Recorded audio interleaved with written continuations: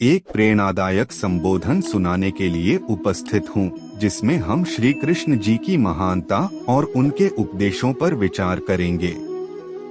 श्री कृष्ण भगवान हमारे आदर्श में विशेष स्थान रखते हैं और उनके शिक्षाओं में से एक यह है कि सभी मनुष्यों को एक साथ एक विज्ञान के द्वारा सभी धर्मों की प्रमुख सिद्धांतों को अपनाना चाहिए।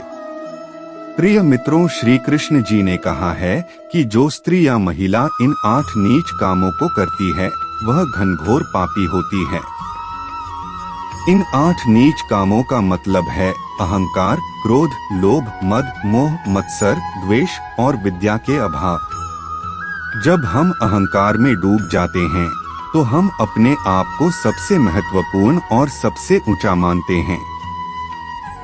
हम दूसरों को नीचा दिखाने के लिए बड़े बड़े दावे करते हैं, लेकिन इससे हमारी आत्मा को बुद्धि की जरूरत नहीं होती है।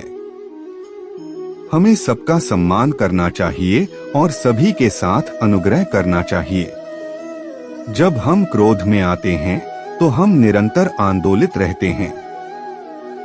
क्रोध हमारे विचारों और कर्मों को प्रभावित करता है और हमें स्थिति को समाधान करने के लिए सक्रिय रहना चाहिए, न कि अंधाधुंध गुस्से में बदल जाना चाहिए।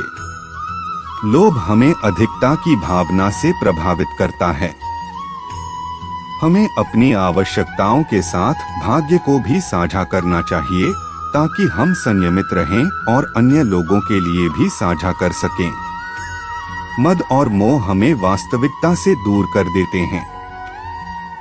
यदि हम अपनी इंद्रियों की अनियंत्रित आवश्यकताओं में फंस जाते हैं तो हम भ्रमण करते रहते हैं और ज्ञान का अनुभव नहीं कर पाते हैं। हमें अपने इंद्रियों को नियंत्रित करना चाहिए और उच्चतम सत्य की ओर आग्रह करना चाहिए। मत्सर, द्वेष और विद्या के अभाव हमें दूसरों के प्रति असहिष्णुता की ओर ले जाते हैं। हमें स्वीकार करना चाहिए कि हम सब एक ही परमात्मा के अंश हैं और हमें एक दूसरे की सहायता करनी चाहिए। विद्या की अभावता हमें अंधविश्वास और अज्ञान में धकेल देती है।